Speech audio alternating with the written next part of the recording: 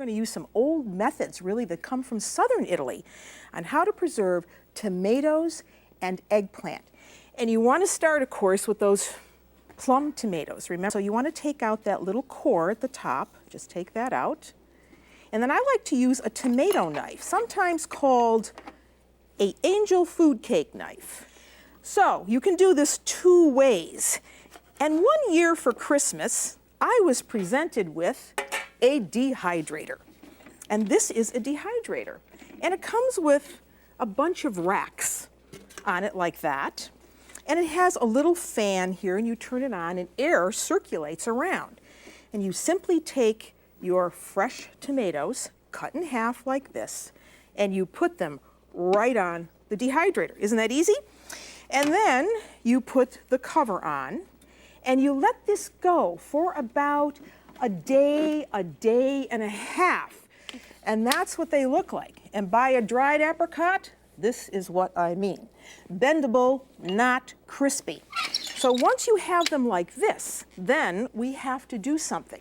We've got to put more moisture in them. Sounds silly, I know, but this is all to preserve them and to make sure that they have good flavor and good color. So the vinegar, we're putting them in vinegar. So we add all of these tomatoes, dried, right into a pot of steaming red wine vinegar.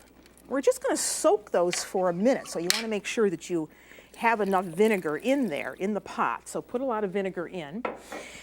And you just let those go for even less than a minute. And if you didn't have a dehydrator, well, then what you could do is you could do this on a cookie sheet. So you get a cookie sheet out, put a cooling rack on it, take those tomatoes, cut them in half, put them on the rack, and then you would put these in a low oven. I would say, about 200, 250 degrees. So we have now set the color and the flavor. And you take them out right onto some paper towels. So you want to sterilize the jars, and you can do that in your dishwasher. And then you have your clean jars, and you want to start with adding some salt, and some peppercorns. I like to use whole peppercorns, just like that. I like to put in some fresh basil. Make sure it's washed and dried if you're getting it out of your garden. And I put 2 or 3 in a jar like that. Then I go back.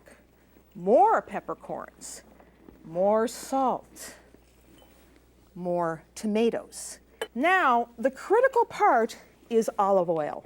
You want to make sure you're using a good extra virgin olive oil. And you've got to top that jar right off.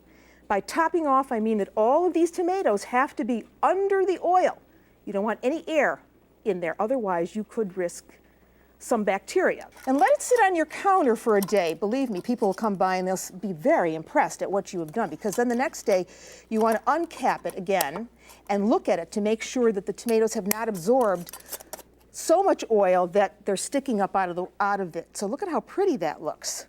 So that's what happens when you do them like that. And here's what they look like 6 weeks later. So you admire that. I'm going to get a spoon for you so you can see what that looks like. And I'll tell you, this is my favorite way to have these tomatoes out of the garden. So look at how beautiful they look.